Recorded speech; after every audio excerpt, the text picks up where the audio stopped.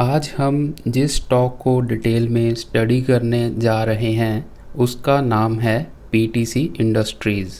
Next 3 साल में ये स्टॉक एक मल्टी बैगर बन सकता है। अगर ध्यान से समझोगे तो नेक्स्ट 10-15 साल का बड़ा थीम भी समझ आएगा।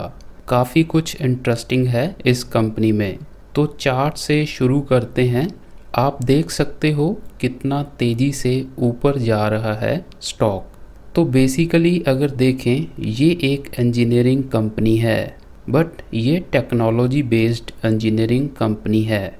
सिंपली अगर हम इंजीनियरिंग कंपनीज़ की बात करें तो ये कंपनीज़ दूसरी कंपनीज़ के लिए कोई मशीन्स वगैरह के कंपोनेंट्स या पार्ट्स तैयार करती हैं। अब इनमें दो तरह की इंजीनियरिंग कंपनीज़ होती हैं। एक तो जो मोस्टली बल्क में कंपोनेंट्स बनाती हैं, दूसरी कंपनीज़ के लिए इनमें मार्जिन्स कम होते हैं तो क्वांटिटी ज़्यादा होती है। दूसरी इंजीनियरिंग कंपनीज़ होती हैं जो कोई स्पेशल पार्ट को बनाती हैं। ये वो स्पेशल पार्ट होता है जिसको हर कोई नहीं बना सकता। इसमें कोई स्पेशल मशीन चाहिए हो सकती है, इसमें कोई स्पेशल टेक्नोलॉजी इन्वॉल्व हो सकती है। तो ये थोड़ा सिलेक्टेड सा काम करते हैं, लेकिन इनके प्रॉफिट मार्जिन्स हाई होते हैं। तो पीटीसी इंडस्ट्री सेकंड टाइप की कंपनी है। ये थोड़ा सिलेक्टेड पार्ट्स पे काम करती है। रादर ये सिर्फ सिलेक्टेड से कंपोनेंट्स जिनको बनाने में स्पेशल टेक्निक चाहिए होती है वो ही करते हैं। इनका मेन फोकस ही इस बात पे है कि काम वो करो जो दूसरे लोग जहाँ तो कर नहीं रहे, जहाँ उनसे हो नहीं पा रहा, ताकि बिज़नेस में कंपटीशन ना आए, और कंपटीशन नहीं होगा तो प्रॉफिट मार्जिन्स बेहतर मिलते हैं। पीटीसी इंडस्ट्री का बिज़नेस 3 पार्ट्स में डिवाइडेड है। पहला है इंडस्ट्रियल कास्टिंग सेगमेंट, सेकंड है एरोस्पेस कास्टिंग सेगमेंट, थर्ड है aerospace material group. Industrial casting में ये company oil and gas, marine, energy और डिफेंस सेक्टर के लिए पार्ट्स मैन्युफैक्चर करती है। ये कोई आम मतलब जनरल कास्टिंग नहीं है। ये क्रिटिकल और सुपर क्रिटिकल यूज़ वाले पार्ट्स ही बनाते हैं।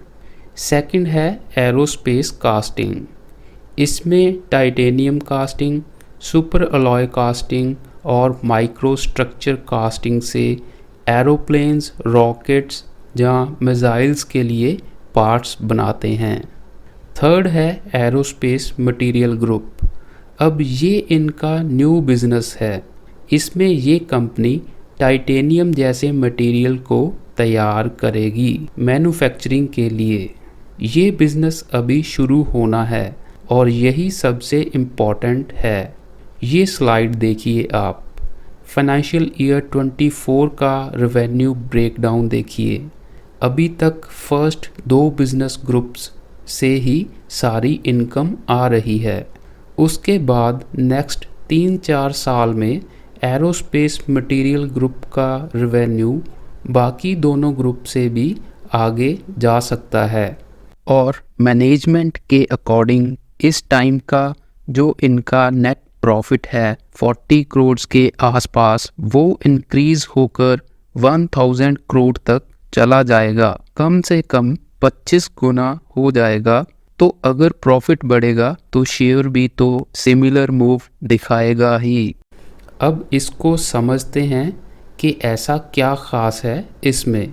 तो जो भी मैन्युफैक्चरिंग कंपनी करती है वो टाइटेनियम, निकल जैसी महंगी मेटल्स को यूज़ करके ही बनाती है। अब होता क्या है, जैसे कोई कम्प्लेक्स पार्ट बनाना है, सपोज करो तो एक 10 किलोग्राम का मेटल का पीस लेकर उसकी कटिंग, मशीनिंग करके फिर फिनिशिंग के लिए उसको घिसा जाएगा। तो मतलब मोस्टली वो फाइनल प्रोडक्ट तैयार होता है वो 2-3 किलोग्राम का होता है, लेकिन उसको बनाने के लिए स्टार्ट 10 केजी से ही होना पड़ता है। तो 7-8 केजी का मटेरियल स्क्रैप में जाता है। इसको रिसाइकल करेंगे तो इसकी क्वालिटी हाई ग्रेड की नहीं रहती और रिसाइकलिंग काफ़ी कम्प्लेक्स है। तो इसके लिए कंपनी ने टेक्नोलॉजी पे काम किया और इसको रिसाइकल करके इसको high grade high quality titanium दोबारा बनाया जा सकता है। अब ये टाइटेनियम में क्या ख़ास है? तो टाइटेनियम आप ऐसे समझो कि स्टील ही है, बट स्टील से ऑलमोस्ट 45% कम वेट होता है। वैसे तो एल्युमिनियम भी लाइट वेट होता है, लेकिन उसकी स्ट्रेंथ भी ज़्यादा नहीं होती, टूट जाता है वो आराम से। लेकिन टाइटेनियम स्टील जितना ही मजबूत होता है, बट लाइट वेट। दूसरा, इसको क्रोजन की ज़्यादा प्रॉब्लम नहीं होती।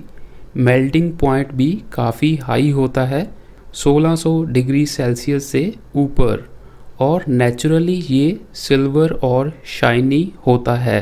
तो इन्हीं रीजंस के चलते ये डिफेंस, स्पेस, शिप्स और एरोप्लेन्स में यूज़ होता है।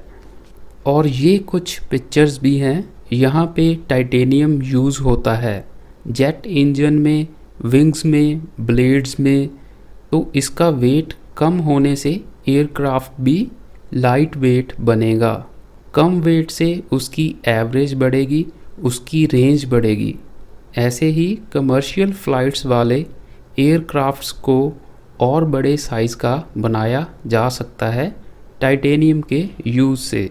मतलब बहुत यूजेस हैं इसके। तो ये चीज़ काफ़ी इम्पॉर्टेंट हो जाती है। जैसे एवेंजर्स मूवी में वाइब्रेनियम दिखाया जाता है, वैसे ही रियल लाइफ में टाइटेनियम है। इसकी इम्पोर्टेंस इस बात से भी समझ आएगी कि रशिया यूक्रेन वॉर के बाद रशिया पे बहुत सी पाबंदियां लगाई गई। जैसे कंट्रीज़ ने बोला कि रशिया से ऑयल नहीं लेंगे, कोई कहता है गैस नहीं लेंगे। बहुत सी कंपनीज़ ने वहाँ पे काम बंद कर दिया, मतलब बाइकआउट किया रशिया का। लेकिन रशिया से टाइटेनियम लेना बंद नहीं किया। रशिया अपना 70 to 80% titanium raw material export करता है। दुनिया की 50% कंपनीज़ जो एरोस्पेस में काम करती हैं वो रशिया पे डिपेंडेंट हैं। तो रशिया पे जो भी सैंक्शंस लगाई गई, लेकिन इनमें से टाइटेनियम को एक्सक्लूड किया गया है। तो हाई ग्रेड टाइटेनियम बनाना या रिसाइकल करना इजी नहीं है, कुछ स्पेशल प्रोसेस चाहिए इसके लिए। तो पीटीसी इंडस्ट्रीज़ ने 3 titanium manufacturing techniques and equipments acquire किए हैं।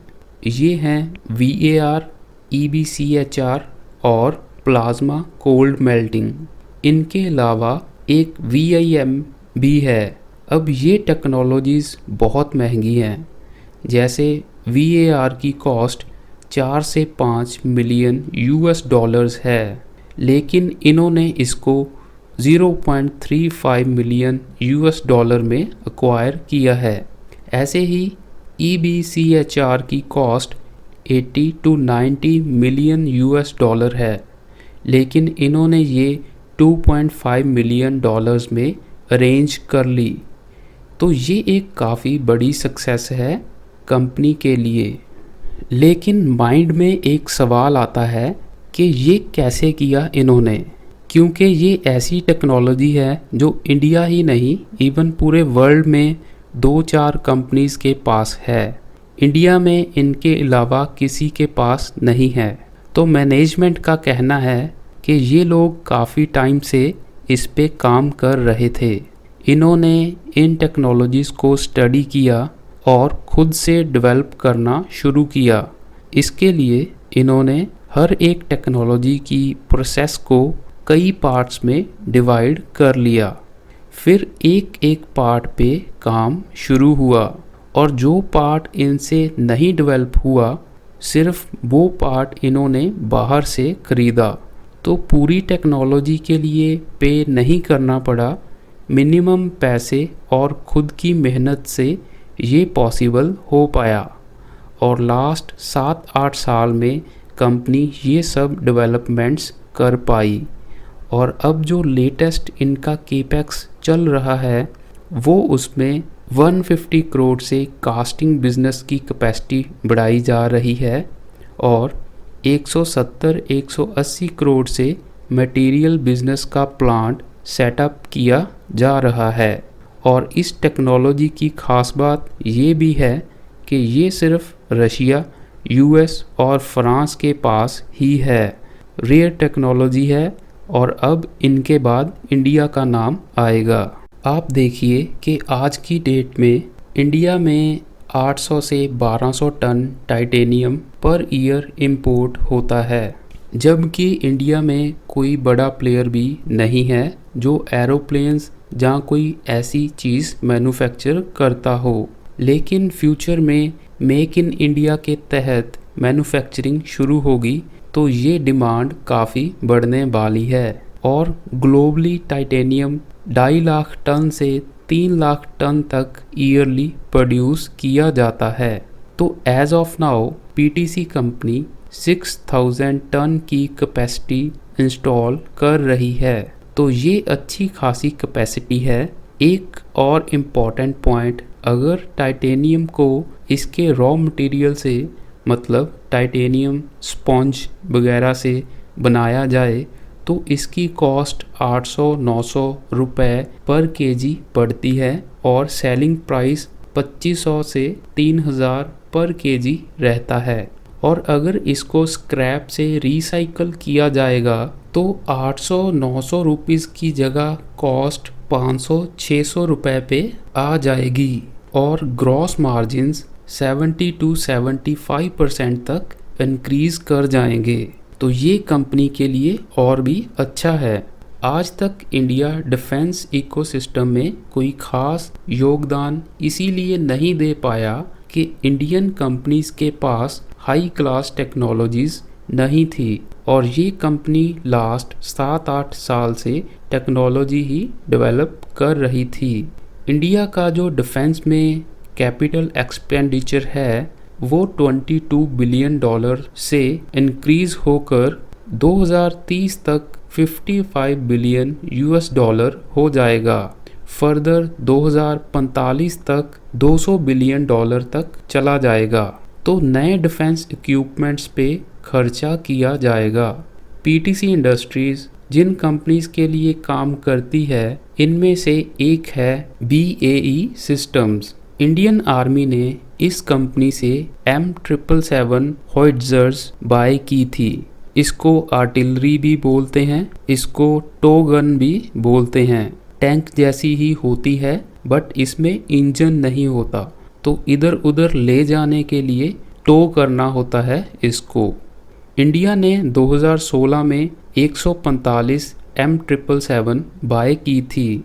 नॉर्मल टोगन 14-18 टन की होती है, लेकिन ये M777 सिर्फ 4.5 टन की होती है। इतनी लाइट वेट है कि इसको टो करने से भी आसान है कि हेलीकॉप्टर से पिक कर लेते हैं, जिससे इसको इजीली और क्विकली कहीं भी ले जा सकते हैं। तो ये एक इम्पॉर्टेंट हथियार है हमारी आर्मी का। अभी इसके इंपोर्ट पे बैन लगाया गया है, इसको 100% इंपोर्ट नहीं किया जा सकता। कुछ पार्ट्स इंडिया में मैन्युफैक्चर करने पड़ेंगे। तो पीटीसी इंडस्ट्रीज़ के पास एक अच्छा बिजनेस आ सकता है, चाहे वो BAE सिस्टम्स के थ्रू ही आए, क्योंकि ये ऑलरेडी इस कंपनी के साथ काम कर रही है। नेक्स्ट एक और काम है मेडिकल इक्विपमेंट्स, जिस पे गवर्नमेंट ने बोला है कि इंडिया इनका इंपोर्ट बंद करके एक्सपोर्ट शुरू करेगा। अभी तक इंडिया में ये मशीन्स भी मैन्युफैक्चर नहीं हो रही, इनमें भी टाइटेनियम यूज़ होता है। तो ये एक और फील्ड है पीटीसी इंडस्ट्रीज़ के लिए।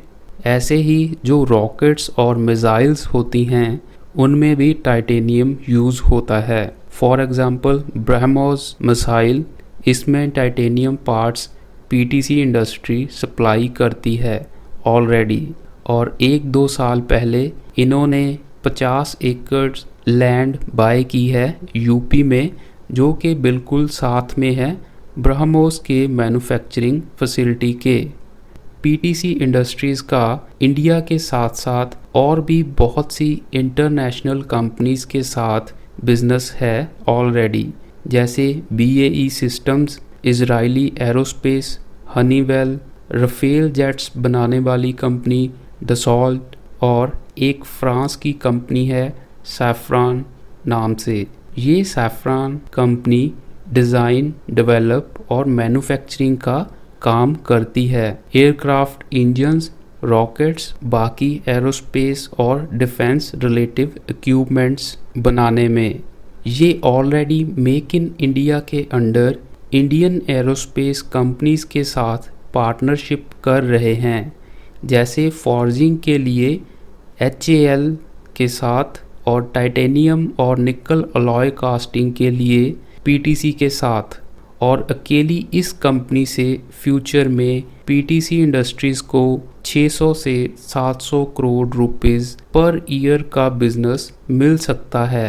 ऐसे ही एडवांस्ड मीडियम कॉम्बैट एयरक्राफ्ट को भी इंडिया में तैयार करने का सोच रहे हैं। इसके लिए एक बड़ा बजट भी एलोकेट किया गया है और भी बहुत से LCA, LUH और ध्रुव हेलीकॉप्टर, इनका भी 50% मैन्युफैक्चरिंग इंडिया में हो रहा है।